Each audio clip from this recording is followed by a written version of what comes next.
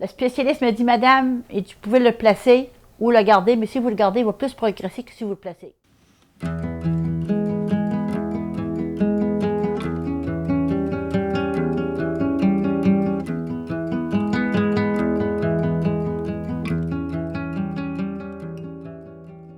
Bonjour, je m'appelle Marthe, puis j'ai un enfant qui est déficient, qui est rendu aujourd'hui. Moi, j'ai 13 ans, puis j'ai un garçon il, a 44, il est rendu 44 ans aujourd'hui, que j'ai toujours gardé à la maison. Quand mon enfant est venu au monde, il a bien été comme tous mes autres accouchants, c'était un numéro 1, il n'y a pas eu aucun problème. À rentrer l'âge de 15 mois, je trouvais qu'il, du côté des veilles comme avec les autres, je trouvais qu'il avançait pas beaucoup. Puis j'avais ma petite famille, il dit, je pense bien, pour moi, il va être retardé un petit peu. Parce que moi, j'ai su quoi qu'il y avait, c'était à 3 ans. Il y avait 3 ans. Parce que il avait passé 15 jours à l'hôpital Sacré-Cœur. Là, ils ont su quoi qu'il y avait, il manquait le corps du cerveau. Le spécialiste me dit, madame, et tu pouvez le placer ou le garder, mais si vous le gardez, il va plus progresser que si vous le placez. J'ai dit, je n'ai pas question de le placer, moi, c'est définitif dans ma tête que je le garde.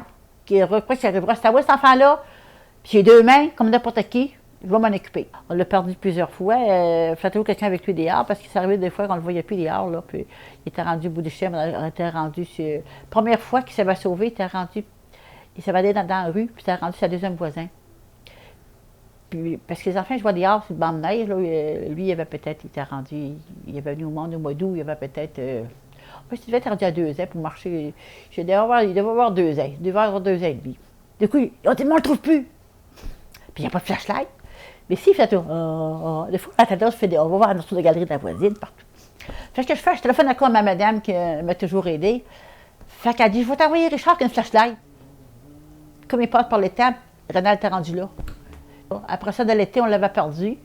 Puis une autre fois, quand j'avais le poulailler, le fois, on l'emmenait au poulailler, puis quand on était là, les jeunes, puis Linda restait sur le bord, parce qu'elle jouait avec, là, la plus jeune.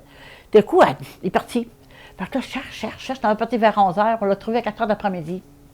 Il avait parti le chemin, il avait traversé la 80, il était rendu dans le bois. Puis il n'était pas vieux, il avait peut-être 4 ans, 5 ans. Et la nuit, il poussait dans la passe, il était au sol, il sortait par là. Du coup, les polices qui arrivaient, la nuit, nous n'avons pas connaissance. Les polices arrivent, qu'elle avait déjà appelé parce qu'elle l'avait perdu. Ils connaissaient.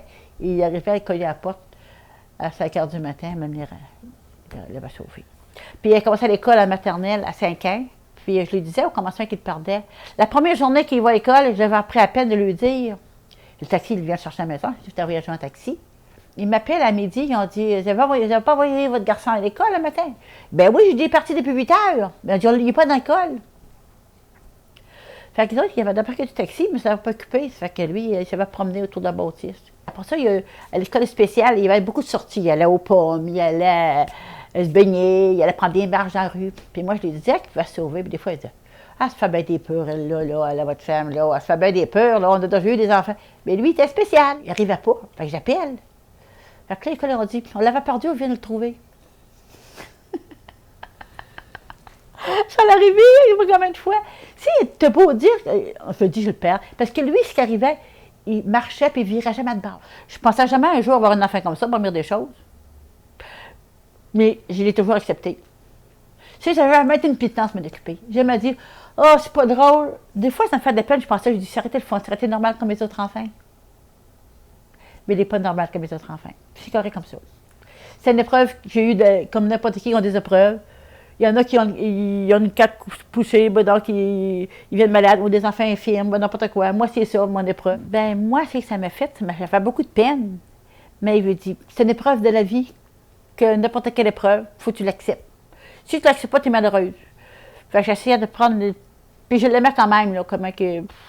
Ça n'a jamais été une grosse quoi non plus, m'en occuper. C'était comme ça, là. Je m'entends toujours, bon Dieu, aide-moi à passer au travail. Puis moi, je l'aime, mon enfant, moi, je ne le placerai jamais. Peut-être que je vais... Ben, placerai jamais, de parler, quand je vais être capable, quand ça va être possible, là. Parce que là, il devient moins gentil avec moi. Beaucoup moins gentil avec moi. Parce qu'il se fâche, puis je suis toujours sa cible. Il pioche, puis il veut me battre. Là, il n'est pas gentil avec moi. Puis c'est pour ça que j'ai commencé à parler des travailleurs sociaux, tout ça, pour pouvoir commencer à à le placer tranquillement, parce que lui, il est dur au changement, il faut aller tranquillement. Les éducateurs sont venus, puis là, ils l'ont vu plusieurs fois, il l'a emmené se baigner, il l'a emmené... C'est la numéro 1. Mais le travail social, quand ça va bien avec quelqu'un, il change. Ça ne marche plus. Ça fait 2 fois que quelqu'un qui est venu, puis ça allait bien, mais j'ai beau lui dire, il est dur au changement, mais il ne me croit pas. Il dit, oh, elle se fait des peu. On connaît ça, nous autres, des déficients. Mais lui, il était spécial. Il est dur au changement, puis il est dur à m'adouer, tranquille. Il faut faire tranquillement, puis tout ça.